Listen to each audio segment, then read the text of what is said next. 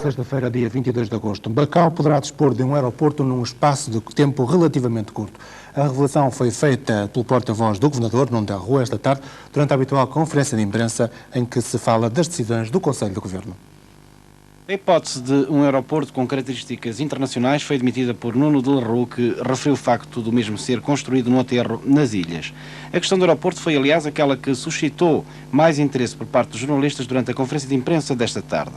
O porta-voz do Governador sublinhou que foi decidido acelerar o estudo de um dossiê sobre o aeroporto, apontado como um poderoso e inequívoco fator de desenvolvimento do território.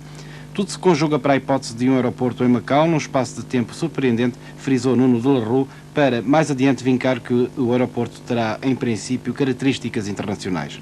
Grande parte do investimento será feito por entidades privadas, segundo Nuno Del Rua, que admitiu a possibilidade de contactos para ultrapassagem de formalismos de natureza económica e relacionados com o espaço aéreo com as autoridades chinesas. A existência de um estudo sobre a matéria foi considerado positivo por aquele membro do Governo, porquanto há um conjunto de dados que poderão ser aproveitados. Em dezembro de 1981 foi adjudicado a um consórcio de empresas liderado pela Frankfurt Airport Group um estudo de viabilidade de construção de um aeroporto internacional em Macau. Para além de outras empresas da Alemanha Federal, faziam ainda parte do consórcio a Administração-Geral da Aviação Civil da China e a empresa portuguesa Consul Plano. Em outubro do ano seguinte, o estudo entregue à administração concluía que a zona entre as ilhas da Taipa e Kuluan se revelava a mais viável para a construção do aeroporto. A obra seria executada em 5 anos e o preço dos aterros variava entre 2,32 bilhões e 2,99 bilhões de patacas, enquanto a construção do aeroporto significava um investimento de 504 milhões de patacas. O estudo adiantava ainda que o investimento deveria ser suportado por Macau e pela República Popular da China e que a estimativa das receitas fazia prever resultados positivos 11 anos depois do início da exploração. Para além deste estudo, em 1984 foi considerada a hipótese de construção de um aeroporto regional em Zhuhai que servisse conjuntamente esta zona económica especial e o território de Macau. Este, em síntese, o processo que servirá de pano de fundo ao relançamento do projeto de construção de um aeroporto em Macau.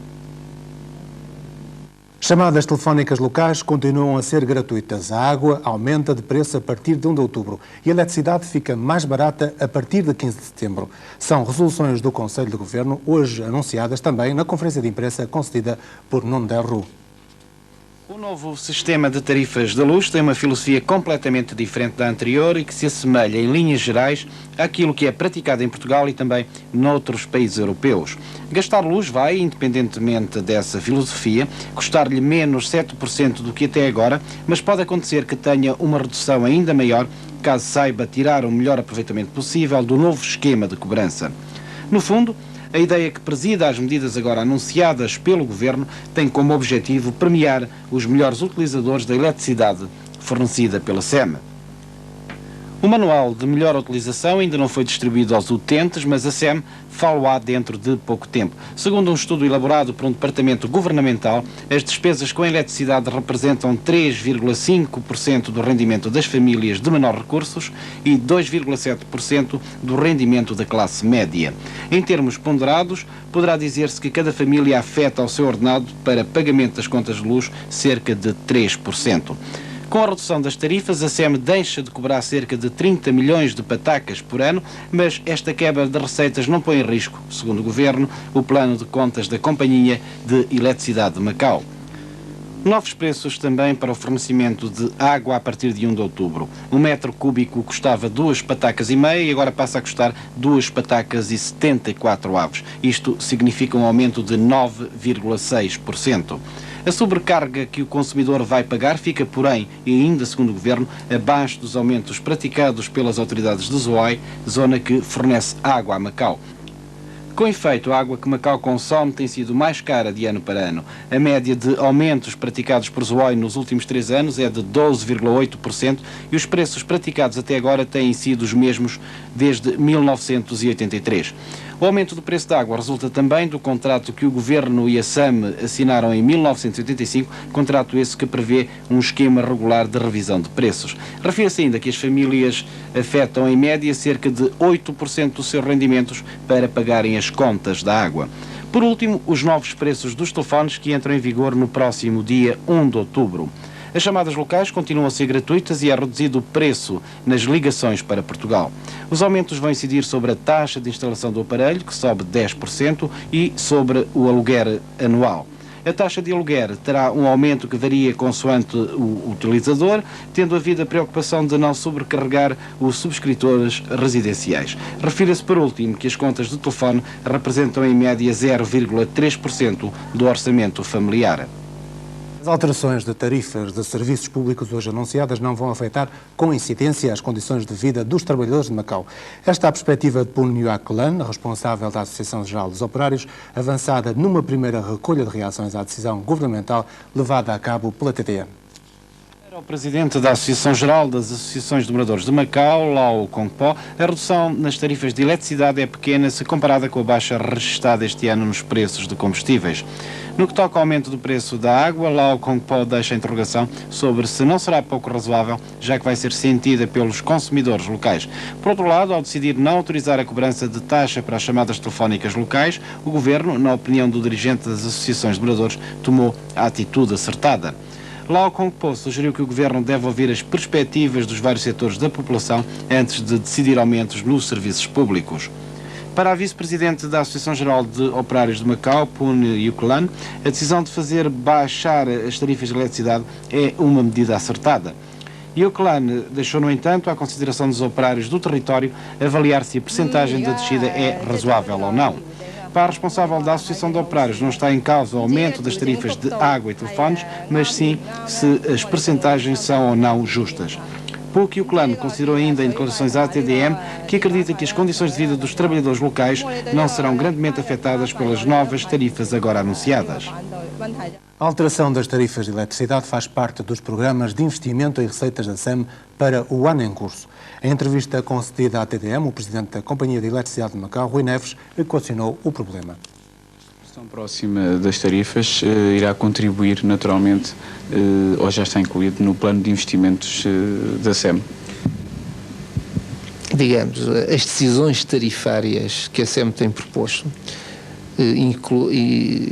estão projetadas numa perspectiva a médio prazo da empresa, não são uma consequência de uma baixa momentânea que, digamos, dentro de 4, 5 meses será ultrapassada, mas são consequência de um conjunto de investimentos que a empresa tem feito e que lhe permitirão a médio prazo poupar efetivamente nos seus custos. Aquilo que a empresa poupou este ano e ainda poderá poupar durante alguns meses, foi de facto equacionado em duas possibilidades de aplicação. Uma, ajudar a permitir uma redução do nível das tarifas, portanto vai direta para os consumidores. A outra, dando à SEM possibilidade de começar a pagar a dívida ao território, vai indiretamente também beneficiar os consumidores na medida em que aumenta as receitas do território. A SEM esteve particularmente em foco no dia de hoje, não apenas por via da descida do preço da energia elétrica. O secretário adjunto para o equipamento social percorreu durante a manhã as diversas instalações da empresa em Macau e nas ilhas. Conhecer in loco a situação da Companhia de Eletricidade esteve na base desta visita de trabalho de Carvalho Dias. As necessidades e as transformações ao nível do material utilizado pela SEM foram transmitidas e analisadas por aquele membro do Governo. Em Macau, Carvalho Dias esteve em alguns postos de transformação desatualizados e outros com material novo e operacional, tendo tomado conhecimento da remodelação da rede em determinados pontos da cidade. A SEM possui cerca de 400 postos de transformação e tem vindo a instalar novos postos a uma média superior a 20 por ano. Um dos objetivos da empresa é a melhoria da alimentação e o fornecimento de energia a toda a cidade, sobretudo nas zonas mais carenciadas. O novo edifício da SEM, que se prevê concluído em abril-maio do próximo ano, terá 20 andares e um investimento orçado em 70 milhões de patacas. Finalmente, a central térmica de Coloano, responsável por cerca de 50% do abastecimento de energia a Macau, foi outro local da visita. Carvalho Dias considerou no final que é necessário dar curso aos trabalhos já planeados e contribuir para a melhoria da rede. Para além do pacote de tarifas de serviços públicos, outras medidas foram tomadas nas 3 últimas reuniões do Conselho de Governo. Trata-se de um conjunto de diplomas que visam regularizar, no entender do Governo, algumas matérias relativas ao funcionamento interno dos serviços de administração. Os diplomas aprovados referem projetos de portaria que reforçam a dotação em pessoal dos serviços de assuntos chineses e a criação de um cartão de identificação para o pessoal que presta serviço nos serviços de saúde. Outros projetos de portaria: alteração do modelo de atestado médico, autorização para emissão e circulação de selos fiscais alusivos aos meios de transporte e também diplomas que aprovam os primeiros orçamentos suplementares do cofre de justiça, dos registros e notariados, IASM e oficinas navais. O Conselho analisou igualmente projetos de decreto-lei que alteram o valor das multas disciplinares a aplicar pelo capitão dos portos. Uma exposição do responsável pelo pelouro do equipamento social sobre a problemática ligada à construção civil e a exploração dos parques de estacionamento foi também levada a Conselho. Em Hong Kong, novo túnel sobre o Porto de Vitória está já em construção.